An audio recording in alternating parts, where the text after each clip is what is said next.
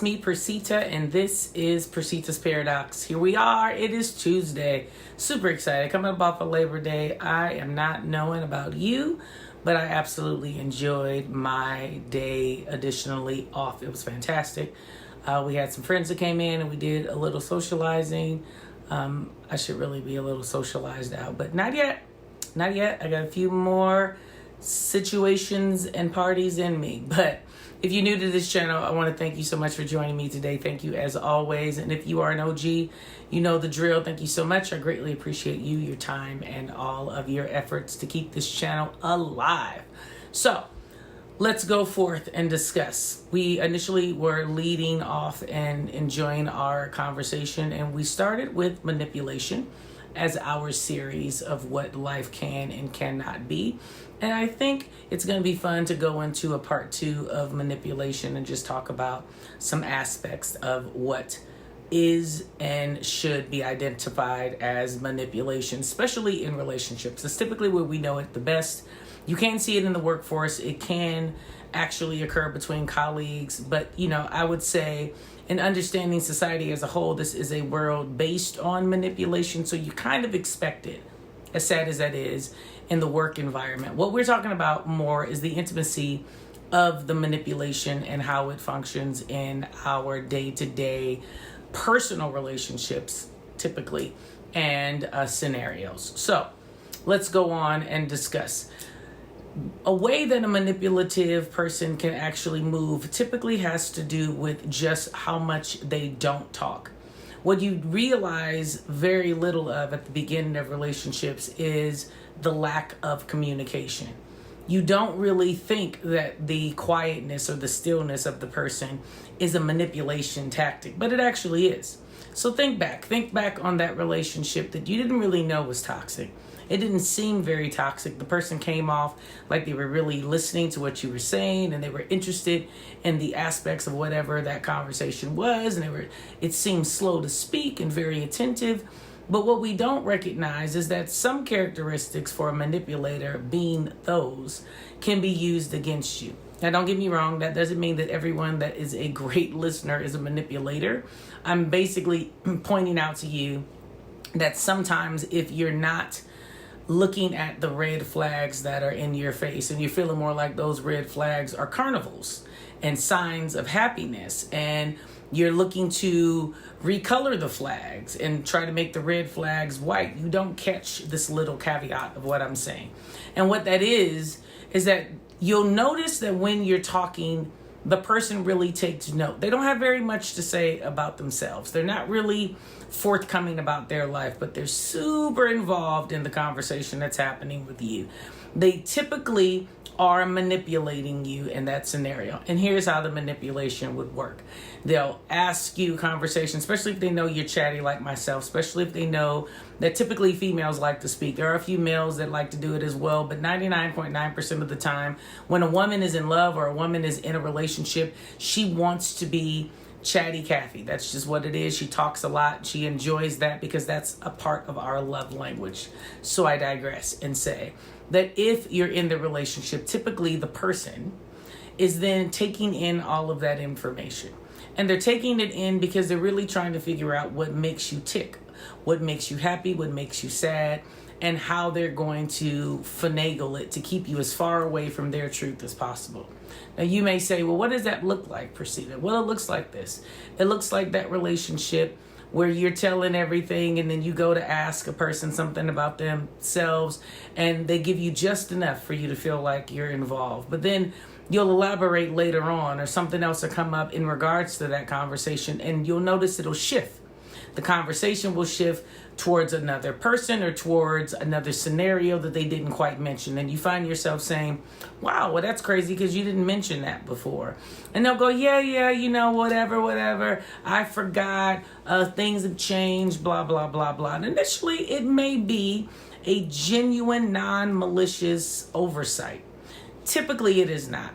Typically, it is the person who is telling a good lie here or there.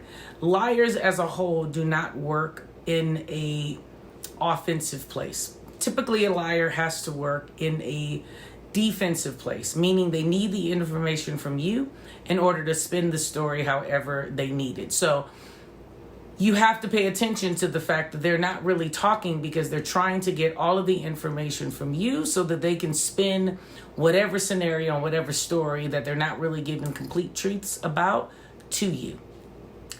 Most people don't pay attention to that. Most people think, you know what, no, that's not really what it is, and they just really did forget to tell me. And like I said, this isn't a trait that you can generally just say that's just what it is across the board. But if you're looking at the history of your conversation and communication with the person and they're doing this, and then I'll go deeper, and then they'll take information about what you've told them and use it against you.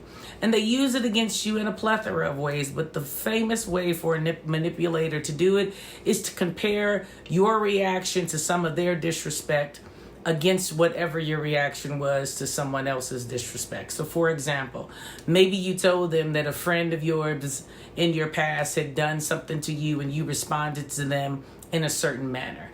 And then you'll go and respond to the person that you're with now in a different manner. And it may probably 9 times out of 10 not be as beneficial as your leniency towards the last person. A manipulator will throw that in your face. A manipulator will point out to you what you told them you did with someone else. And they will then point out to you that they're not that person and that you should give them another chance. Instead of understanding that you've learned to not allow yourself to be in a disrespectful place, and you're calling the disrespect way before you would have in your previous relationship. Instead of that, they look at it yet again as something that you shouldn't be doing in your reaction to them. Therefore, whatever your reaction is, they find it to be off-putting for them. And they make you feel as if you're doing something wrong by actually standing up for yourself swifter, right? So you want to be conscious of like, how is a person really handling your secret moments, your private conversations, your insecurities. A manipulator will also jokingly and jovially bring up some of your negative in no regard to how it would feel to you. Because do understand that the manipulation of that person in this dialogue, right, is you really feeling safe in telling them vulnerable, sensitive things about you, and they have this ability to throw it back at you at the most inopportune times. It's typically when they're trying to prove their point that they're right, or that they're trying to belittle or degrade something that you want to do or how you want to be.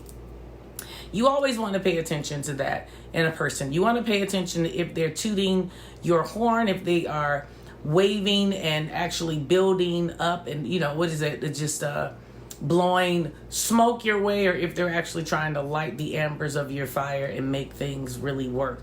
You want to pay attention to the people who are actually looking at you and able to give you an uplift instead of all criticism, or like I said, continuously bringing up the negative of whatever you told them or the lesson that you learned in order to somehow, some way berate you and feeling as if you haven't grown.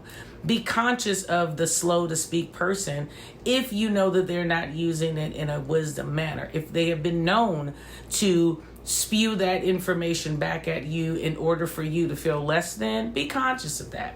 And don't look at that red flag as if it's going to get better.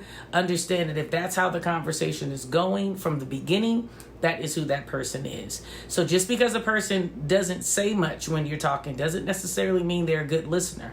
So pay attention to that characteristic to make sure that it is not malicious. So hopefully that made sense. That is my ramble for the day. Manipulation part 2. Of course, stay back and enjoy manipulation part 1 if you didn't catch it. But as always, I'm going to always end the video with remembering, no matter what in these situations, do 3 things. Live life authentic. Do me the solid of sharing, subscribing, and hitting the notification button. I look forward to talking to you in a few days. I'll see you on Thursday. Have a blessed day. Bye-bye.